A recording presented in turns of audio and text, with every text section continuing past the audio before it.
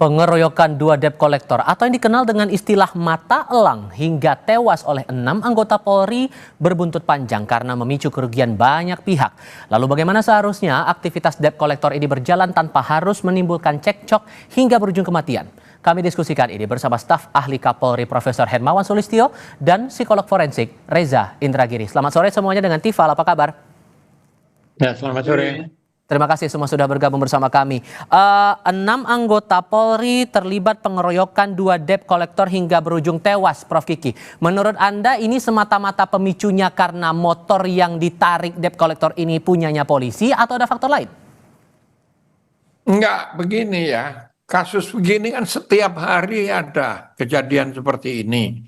Nah, jadi ada problem kultural, sosial kultural, ada problem hukum.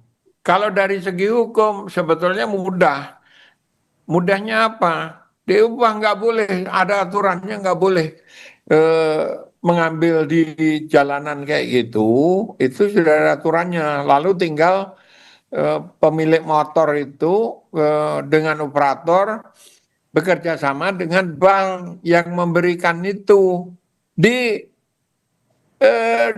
dikunci aja lewat rekening banknya, rekening bank di peminjam ini, di pengguna ini. Nah, itu lebih aman, lebih gampang dan nggak menimbulkan keributan. Tapi problem yang ini seringkali ditolak karena ini nyangkut mata pencarian. Matel-matel itu kan yang dikenal biasanya stereotip dari etnik tertentu gitu. Nah, itu merupakan mata pencarian. Ini sulitnya di situ. Padahal kalau dari segi hukum itu. Nah, kalau dari segi sosial ini lebih repot karena apa? Ada istilah jagoanisme atau dulu tahun 70-an awal itu dikenal dengan jingoism. Jingoism adalah yang melandasi preman-preman di jalanan itu bahwa gue lebih jago dari lu gitu. Terus lu mau jual, gue borong, nggak gue beli, gue borong. Baik. Kalau kemudian melihat profil 6 pelaku ini yang sama-sama anggota Polri yang Anda lihat, Prof. Kiki, secara profilnya anggota yang terbilang bermasalah atau enggak nih? Ya pastilah, kan saya selalu bilang anggota di level bawah itu sulit sekali. Mereka kalau baru pendidikannya hanya 7 bulan. Apa yang bisa didapatkan dari 7 bulan pendidikan? Yang dan diajarkan itu pertama-tama adalah kewenangan. Kamu berwenang. Sehingga mereka lupa di badge-nya yang dicantolin di kantongnya itu tidak ada yang menyangkut kewenangan. Kewenangan itu kan menangkap, memeriksa, menahan. Nah, yang ada adalah pelayanan karena di belakangnya itu tertulis sangat jelas di badge logam itu melindungi dan melayani. Nah, ini pendidikan harus menekankan itu, jangan menekankan pelayanan, menekankan kewenangan. Sehingga udah jelas ini bisa kena etik ya, Pak? Iya, udah pasti itu, udah pasti. Kita lihat aja sidang pengadilannya nanti. Pak Reza, begini juga, kalau kita lihat posisi dari debt kolektor ini ibarat kata kan kayak dua sisi mata uang begitu. Satu sisi ada fungsinya bagi perusahaan leasing bisa menagih utang, operasional bisa berjalan normal. Tapi di sisi lain ini jadi musuh buat para kreditor. Fakta ini jadi hal yang sebetulnya lumrah kalau berkaca dari kasus ini? Ya, dalam situasi ketika peraturan atau norma itu tidak tersedia secara memadai, maka memang riskan untuk kemudian memunculkan adanya sensasi deindividuasi atau anomi, bahwa perilaku tidak terkendali, kemudian seolah bisa berbuat sekehendak hati. Tapi bagi saya, persoalan ini laksana efek brutalisasi, yaitu bagaimana sebuah tindak pelanggaran hukum berlanjut dengan tindakan pelanggaran hukum berikutnya, namun dengan bobot yang lebih luas, berlanjut lagi dengan tindakan pelanggaran hukum berikutnya dengan skala yang lebih masif. Nah, dengan tingkat brutalitas yang semakin lama semakin mendaki itu, maka sudah barang tentu penanganannya harus sifatnya multisektor, multidisiplin, agar memastikan bahwa tidak hanya tudingan itu terarah kepada salah satu pihak saja, tapi seluruh pihak terkait akhirnya juga harus dimintai pertanggungjawabannya. Dan melihat pelakunya adalah polisi juga, sehingga asumsi bahwa seharusnya anggota polisi bisa bertindak dengan lebih bijak dengan ada kewenangan itu seperti yang Prof. Kiki bilang, selama itu sesuai prosedur, itu tidak tergambar di sini ya?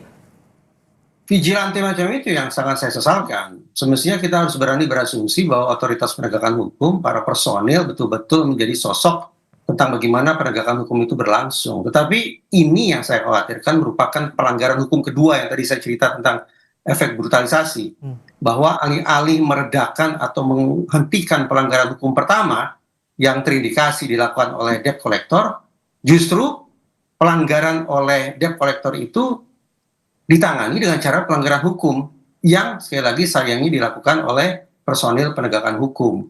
Nah, masuk akal kalau kemudian ya kita bisa diskusi panjang apakah kita akan sebut mereka sebagai oknum belaka atau kita sebut mereka sebagai aparat penegak hukum.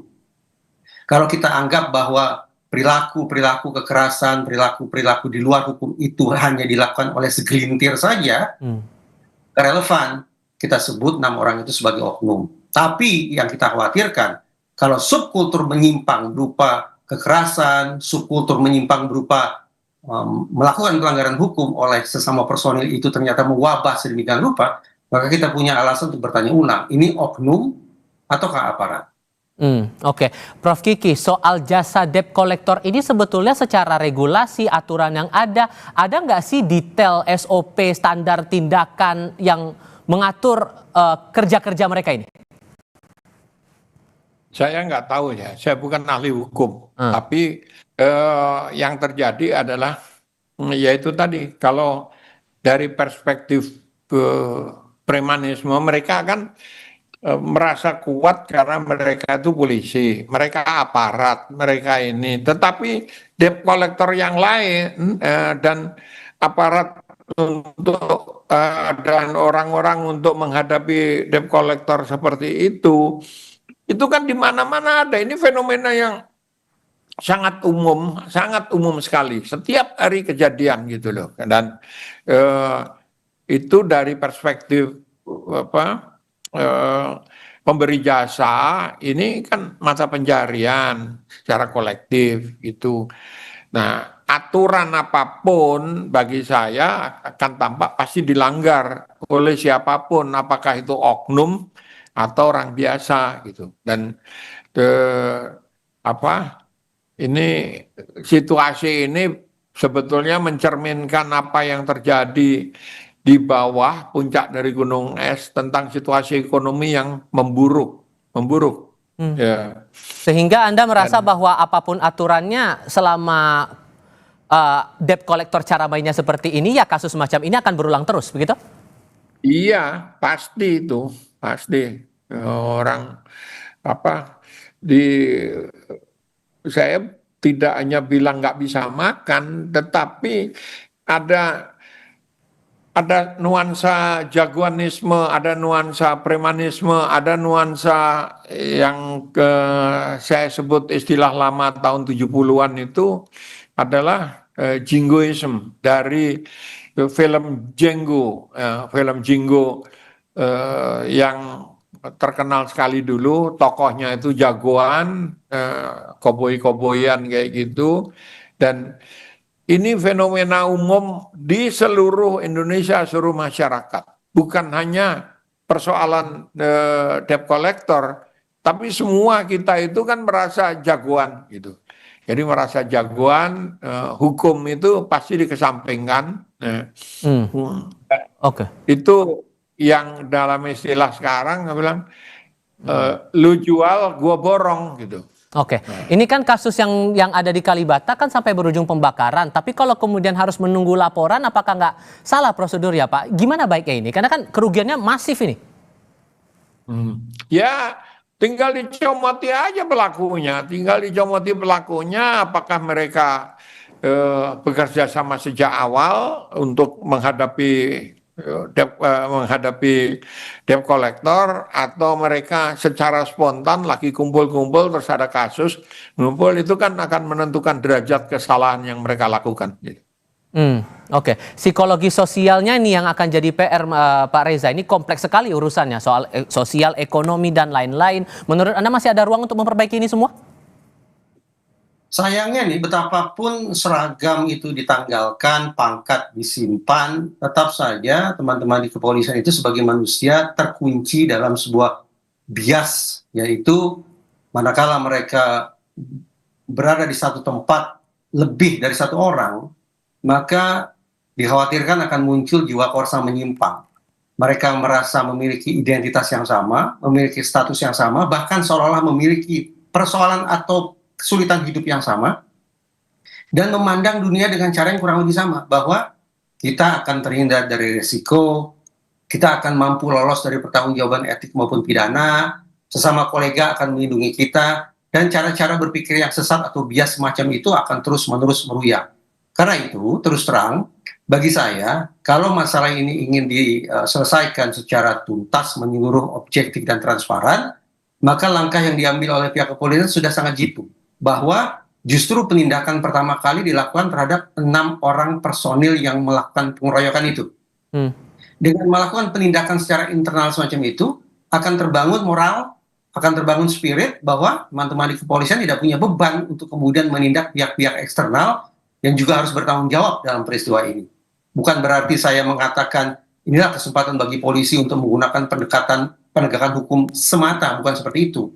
Karena saya sepakat dengan apa yang disampaikan oleh Profesor Kiki, di samping penegakan etik, di samping penegakan hukum, pendekatan-pendekatan yang lebih sosiologis kemasyarakatan tentu tidak bisa dimuskilkan sama sekali. Oke, nah soal peristiwa pembakarannya ini, Prof. Kiki, terakhir untuk Anda. Karena ada kesan bahwa ini polisi tampaknya cukup berhati-hati, meskipun kemudian ada yang bilang bahwa dalam peristiwa ini ada upaya provokasi dan yang lain-lain yang memicu akhirnya pembakaran.